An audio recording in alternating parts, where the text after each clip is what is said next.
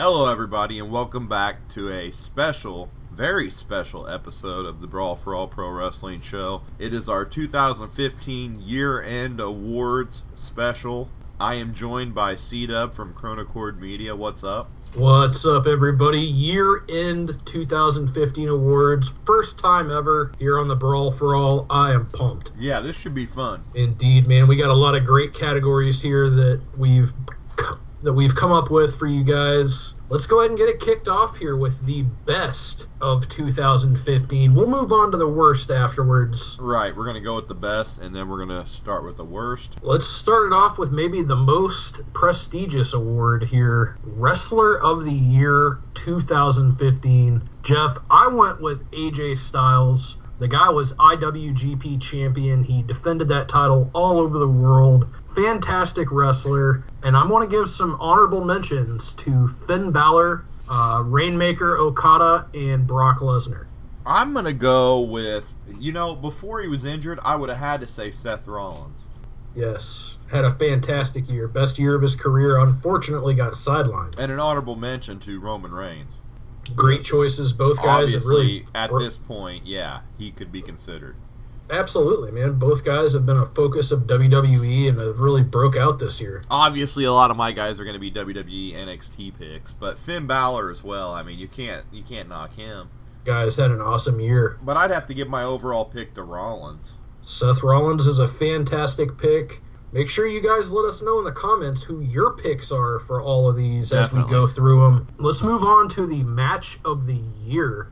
Jeff, my match of the year came on January 4th, and I don't believe that it was topped, though it was close. Shinsuke Nakamura versus Kota Ibushi at Wrestle Kingdom 9. Fantastic freaking match.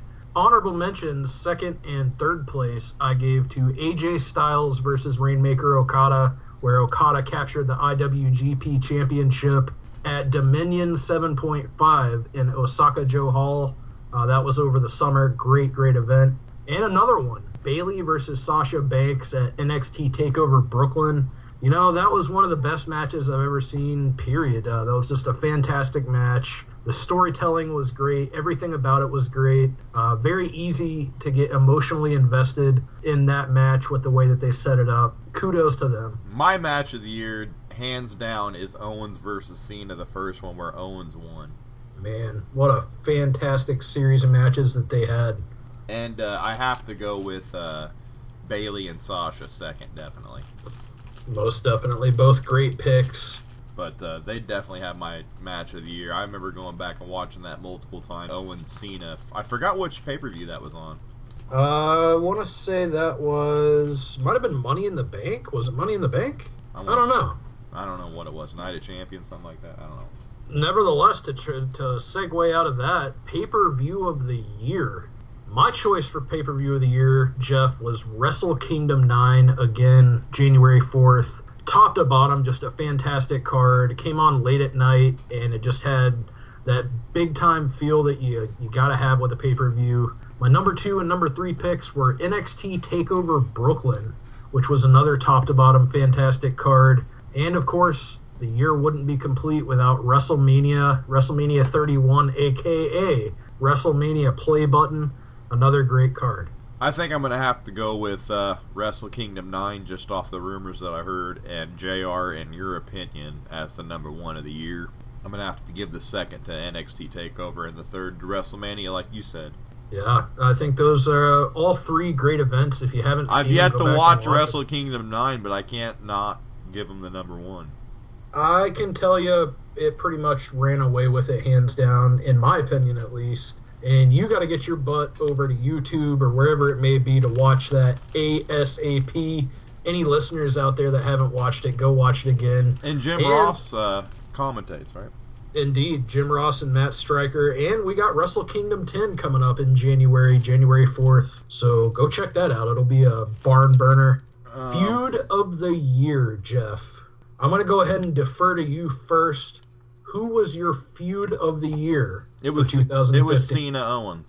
Great pick. It was. As you know, whenever you mentioned the Kevin Owens-John Cena match, being one of the matches of the year. I got to agree there. Those guys had just a fantastic feud over a couple months. That's why I didn't necessarily nominate him for match of the year. One of the better feuds they've had for years. Absolutely.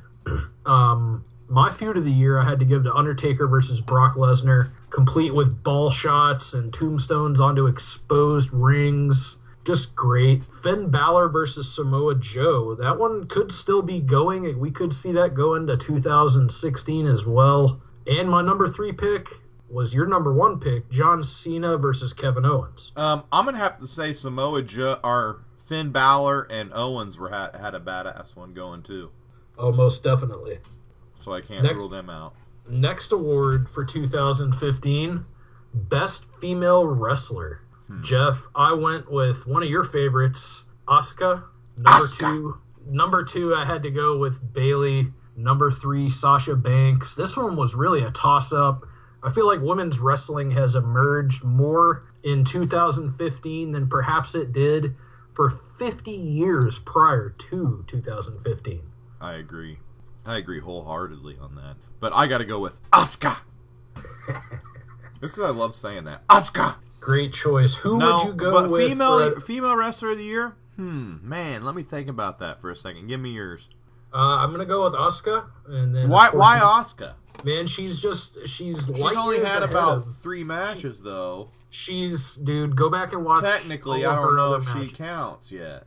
Oh, BS. Of course she counts. She's been wrestling all over the world. But 2 matches with Asuka. Well, yeah, but okay, Asuka / Kana. Okay, so you're going to give it to her. Light years ahead of all the girls. I'll give it to you. I'll give it to you if you're adding in Kana. Oh, I think you're going to give it to me no matter what. Asuka, Kana, whatever you want to call it, that's the wrestler of the year. Go and watch her matches from all of this year, and you'll see that she is the number 1 wrestler in the women's division on the planet. I put Bayley over Sasha Banks, but I got to ask you, out of those 2, which one would you rank number 1 or number 2 ahead of each other? Would you give Bayley the nod, Sasha Banks, or would you throw in somebody else completely different? I was just going to tell you that Bayley almost has an argument to be number 1. Oh, for certain. And Sasha, she's up there, but it seems like she needs a little more. Yeah, she's kind of fallen into the crowd ever since. Other than that, roster. that one good match, but Bayley's had multiple good matches. Yeah. She had some. So your choice for best female wrestler? I'm gonna have to go with Bayley, and then Asuka. Excellent. Because I haven't seen much of Kana. Best tag team 2015. I'm gonna give you mine, Jeff. All 3 of them. Number 1, Enzo and Big Cass. Shout out to Carmella as well. They are so ridiculously over, and they're gonna be awesome on the main roster whenever that happens. Another one I had to list up there, Red Dragon, Bobby Fish, and Kyle O'Reilly. Those guys were all over the place in 2015, as well as Roppongi Vice, Rocky Romero, and formerly Trent Beretta. Both of those teams, Red Dragon and Roppongi Vice, have been all over the world. They've won championships in ROH, New Japan. Both of those teams, fantastic, but I got to give the nod to number 1, Enzo Amore, Big Cass. Those guys are just so entertaining. How can you not put New Day in there? We had some other categories as well, and I'm going to go ahead and throw this out there. New Day, to me, will win Stable of the Year or Faction of the Year. I see them just because of the fact that there's 3 of them. Mm-hmm. They are a tag team, but then again, they're also a faction. So I gave New Day. Since we don't have the faction category, I'm going to have to throw New Day in there. So if you had New Day in the category for best tag team. Indeed. I think they're certainly in there. If I had to include them, I would give them number 2 behind Enzo and Big Cass, surprisingly. Yeah, man. Wow. I feel like Enzo and Cass are just they've been over pretty much since the start of their gimmick, whereas New Day, they've kind of taken a little bit to really get into it. If you go back and watch like Royal Rumble from January, they weren't really all that over. But I know. Yeah. Now they're most definitely over. So shout out to New Day as well. We're going to wrap up the best categories here, Jeff. Best show. I forgot to get an honorable mention in for Gable and Jordan. Oh, great choice. Those guys have debuted and really showed up. I think 2016, those guys are going to be front runners for best tag team. Yep, best show, right? Best show. Now, this can include actual wrestling content. This, of course, could include WWE Network specials. Okay. Anything that's a regular production. My choices, week in and week out, it's the best. WWE NXT. I think anybody who watches a lot of pro wrestling would agree that it's just great. My number 2 choice on the WWE Network is the Table for 3 specials, which are always really entertaining. And I had to give number 3, of course, to the biggest show of all, WWE Raw. Despite a lot of low moments in the year, they had a lot of great moments. So Raw maybe hit a little slump there mid-year, but I think the big story of 2015 is them at the end of the year at the last moment pulling it out. Boy, there's a lot of network shows that I like, but one of them that I liked this year a lot was the Monday Night Wars. Yes, another great show. I'm hoping that we see some more content related to that coming out. Right. I'm going to have to give the nod to NXT as number 1 show. It's what I look forward to every week. And probably going to do Monday Night Wars 2 and then Raw, because I watch it every week. So, Table for 3, great though. Yes, all great choices. Like I said, there. There's so many, we could do a network special top show. I mean, that's... Oh yeah, there's so many different great shows out there. It's, as we said earlier, it's just a fantastic time to be a wrestling fan. I mean, this last week we had TLC, we had WWE Raw, which was great, NXT London. It's just fantastic time to be a wrestling fan. Everything kind of kicks up between December and about April when you get all these great events. But instead of great things, great events, let's move on to the worst of pro wrestling for 2015. The least prestigious honor, perhaps, worst wrestler. Jeff, you take it. The worst wrestler of the year, and we're talking all around. I'm gonna have to probably give this award, man, as bad as it is, I'm gonna probably have to give this award to Fandango, because he hasn't done crap. Yeah, his tango lessons or salsa, whatever the heck it was, that little transformation. You could possibly throw Adam Rose up there, so I think that's a pretty good nomination as well. My number 1 worst wrestler of the year, even though she's pretty easy on the eyes, Eva Marie. I didn't even think about her. She'd be worst female for me. Nobody gets the go-away heat like Eva Marie, so it'll be interesting to see what they do with her in 2016. Yeah, if there would have been a worst female, she'd have won it. Absolutely. Okay. Worst moment of the year, Jeff. What would you say the worst moment of the year I'd have to say the most horrific worst moment is the Perro Aguayo Jr. dying in the ring. Yeah, Perro Aguayo dying in that match in Mexico, man, just super unfortunate. I would have to put that at number 2, though really you can't even rank these. They're all equally bad. I would mention also the 2015 wrestler deaths. You had Dusty Rhodes, Roddy Piper, Nick Bockwinkel, ECW star Hack Myers, and of course, as we found out just earlier today, Lizmark also passing away. Throw Buddy Landell in there. Yeah, Buddy Landell, I believe Ron Wright also passed away. Cora Combs. I mean, there's so many people that we lost this year. Now we got Big Jim. Yeah, Big Jim Dotson, the WWE security guy. Yeah, it just keeps getting worse. Yeah, man, worst moment of the year definitely goes to any of Vern those. Gagne, Nick Bockwinkel. Yeah, forgot all about Vern, jeez. In the same year as Bockwinkel, it's kind of crazy. Those two died the same year. It really is. Because I never thought about how ironic that is till now. So let's go to feud of the year. The worst feud of the year. Yes. I'm going to definitely have to say Kane's and Rollins. Yeah, Kane and Rollins was pretty boring. I gave the number 1 to Rusev versus Dolph Ziggler. The whole Summer Rae and Lana love affair thing. So stupid. Number 2, I gave to Kane and the Authority, that whole storyline. Yeah. Kane and Rollins, Corporate Kane, Demon Kane. Ugh. Yeah, I'm gonna have to go with the Kane Rollins thing, and also the Rusev Lana Ziggler deal. Terrible. That was a bad feud. Worst champion. Oh, man. Now, I think this one was pretty easy. Matt Hardy. Yeah, I'm going with it too. Matt Hardy. Matt Hardy is TNA champion. They taped a bunch of TV and made him the champion, and then not even days later he has to vacate it because he signed a contract with somebody else. My second is Sheamus. Sheamus. Ooh, boy, that's stiff, but probably well-deserved. What made him viable to be champion? I mean, come on. I'm not sure. He hasn't been relevant for how long? Yeah. I mean, he gets "You look stupid" chant. That's his heat. That's his thing. You look stupid, tater tots. I mean, come on. I had to give honorable mentions to EC3 as TNA champion. I like EC3 though.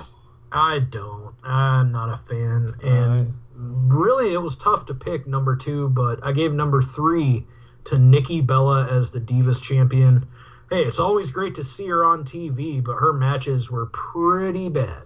I don't have a problem with her because I just didn't care about the Divas. Indeed. So, definitely going to go with Matt Hardy and Sheamus on my end. Good choices. Nobody Cares Award. Ooh. Oh, boy. That means nobody cares about you. It's not even whether we like you or whatever. It's just, I don't care. Whoever it is that makes you just not care, want to turn off your TV, whatever. I had to give this to Zack Ryder because truly nobody cares about Zack Ryder in WWE anymore. I really don't know how he's still employed. I know he sells a lot of merch and he has fans that are probably diehards, but I never have been on the Zack Ryder hype train. He's in that NXT tag team, though, remember? Oh, yeah. And that was probably one of my choices for worst tag team was the Hype Bros. My number 2 Nobody Cares Award is Alberto Del Rio. I just never have got into Alberto. He's great in the ring. He's just boring, and I never care about his storylines. See, I got to disagree there. Number 3, it's going to Kane, whether it was Corporate Kane, Demon Kane.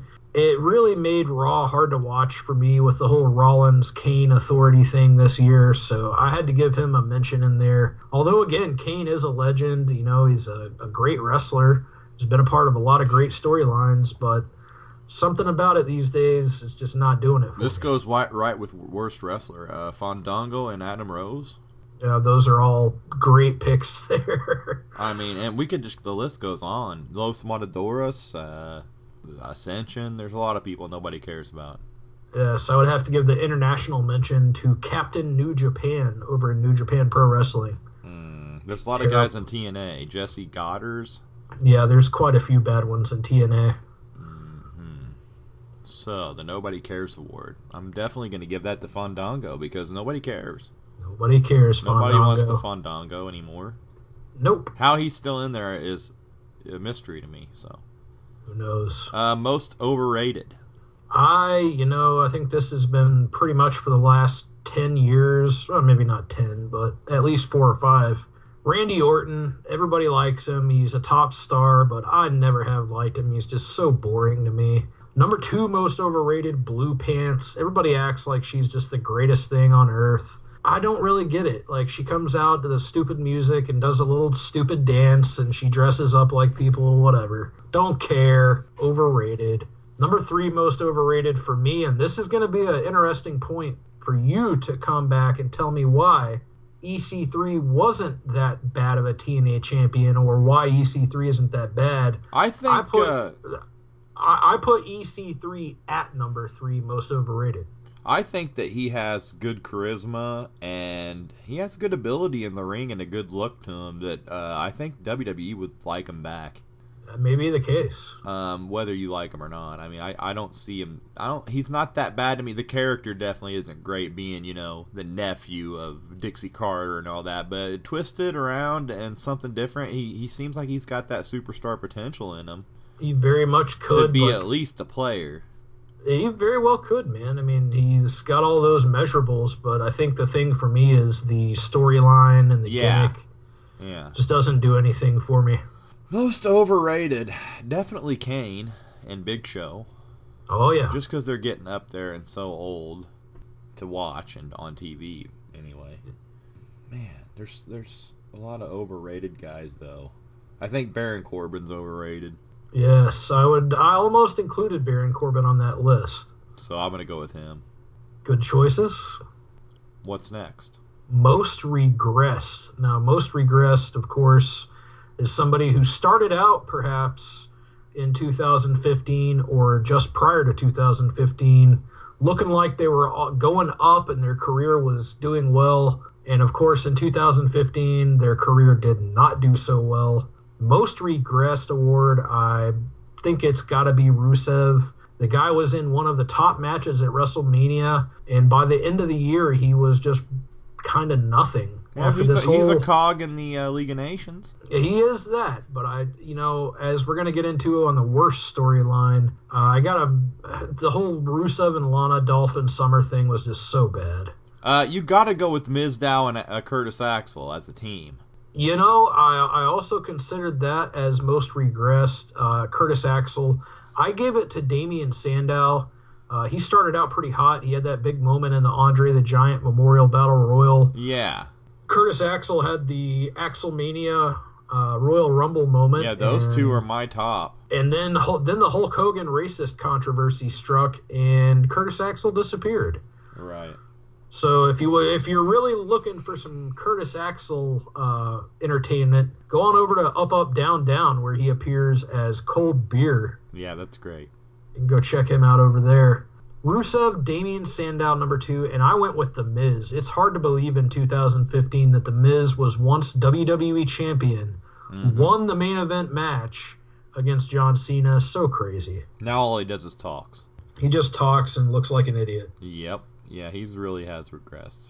I give you that. I'm going to say Curtis Axel and Sandow. Definitely. Good choices. Worst storyline. Rusev and Lana with Dolphin Summer. And Rollins and Kane, definitely. Yes, those are my number 1 and number 2 picks. I mean, how can you get worse than those? They about killed WWE TV. I'm going to say anything with the Authority involved. Yeah, I had to throw in number 3, Roman Reigns' super push in there too. I think that was a contributing factor, and those 3 that we mentioned there really kind of drove WWE into the ground. They were almost working against themselves all year. Next up, Jeff, worst gimmick. Who do you got? I'm going with Bullfit. Bullfit. Bull Dempsey. It kind of faded out. Oh, that is fantastic. That's a bad gimmick, man. I mean, come on. It's like the blow-away diet with Buddy Rose. It's at least mildly entertaining. My picks that I went with... I'm not going to go... I'm going to think of something else, though, here.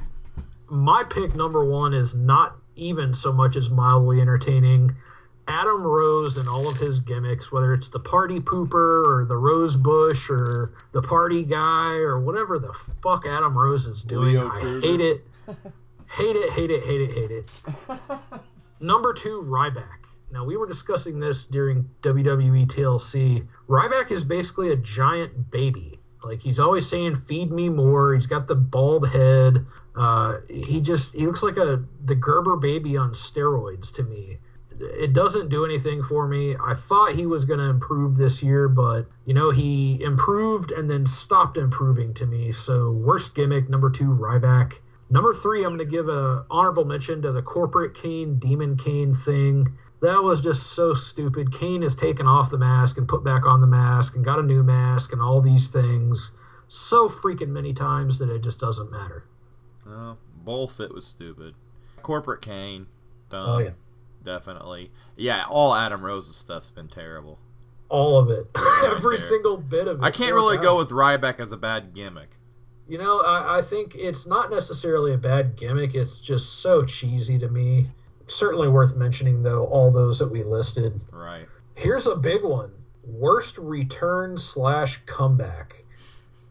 I went with Demon Kane, again, to piggyback off the worst gimmick choices there. Demon Kane coming back meant literally nothing to me. It was just like, oh, yep, I can't wait till he puts the mask back on here in a week.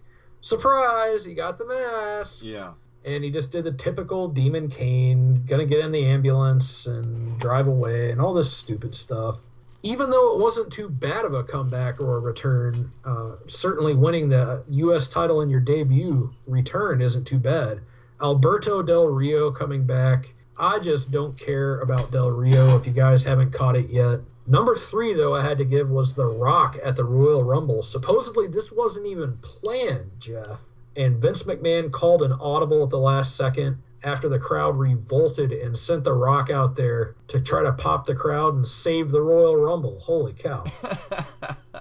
I'm going to have to say the Brian Kendrick. The Brian Kendrick. His one match.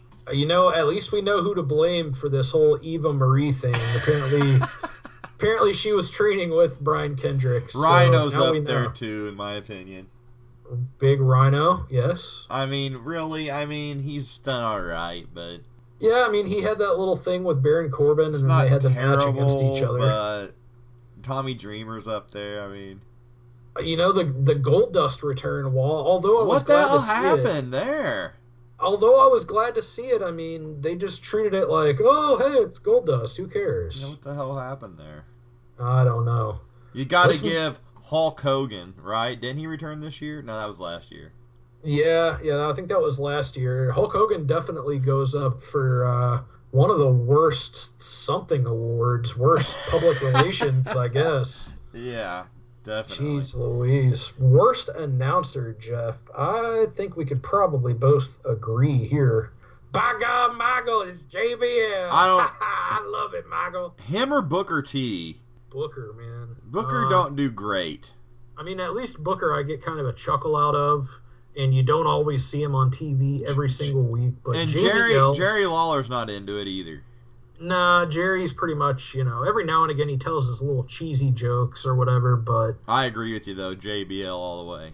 JBL, though, he's so bad it's almost funny sometimes, because I feel like JBL knows how he's perceived as an announcer, and he plays off of it to where he's just a big idiot and has this blank stare.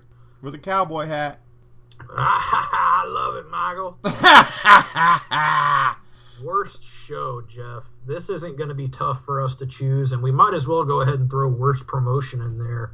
I think I can speak on your behalf. Yeah, go ahead. In saying that the worst show and worst promotion goes to TNA and TNA Impact Wrestling. Totally no action.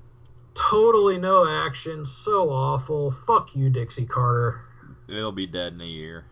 Now, let's move on to... This is probably one of the most important of the worst awards. This is going to be the last one. This is the They Fucked Up Award. This is for promotion botches. Whatever promotion did wrong. Mm-hmm. Now, my number one was WWE's booking of Daniel Bryan for the first quarter of 2015 prior to his injury. The crowd was so hot, and they would have been awesome if Daniel Bryan won the Royal Rumble or at least was one of the final four in there. They tossed him out midway through, and the crowd just completely crapped on the Rumble from there on out. He ended up capturing the Intercontinental Championship at WrestleMania in that ladder match, and then had to retire. So, yeah, not a lot of good handling for one of the hottest commodities out there in the game. I agree. My number two is TNA taping TV that doesn't make sense. Right. Just like with Matt Hardy as their champion before they had him locked up contractually. They had to actually throw out some of their TV because they had Hernandez come on there without being signed.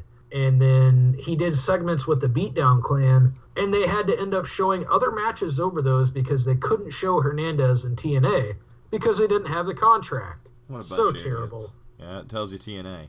It's a classic LOL TNA moment. Right. They always deliver on stupid choices. Mm-hmm.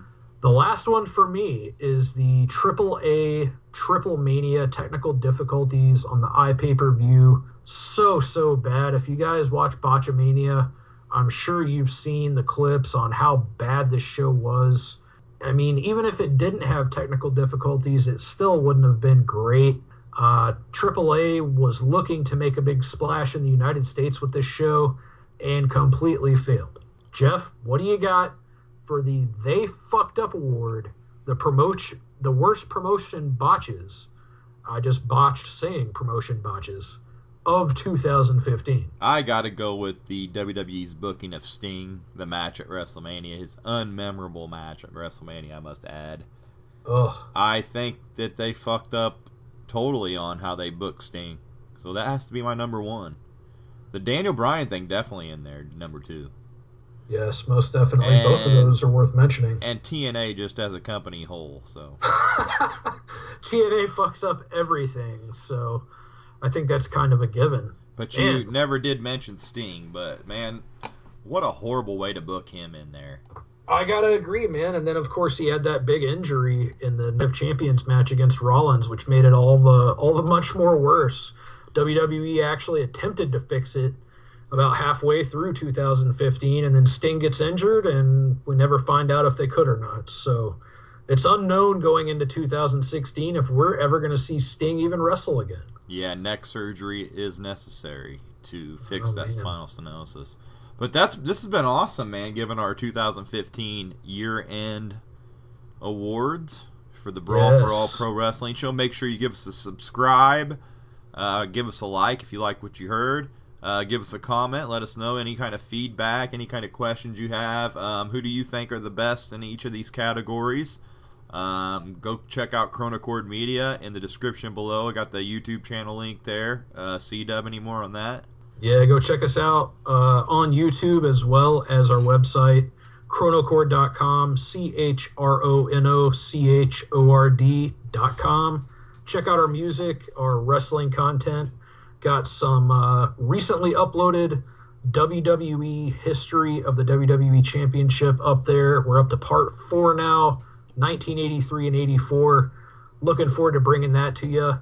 And a lot of more great wrestling content in 2016. Awesome to kick off these first ever year-end awards for 2015.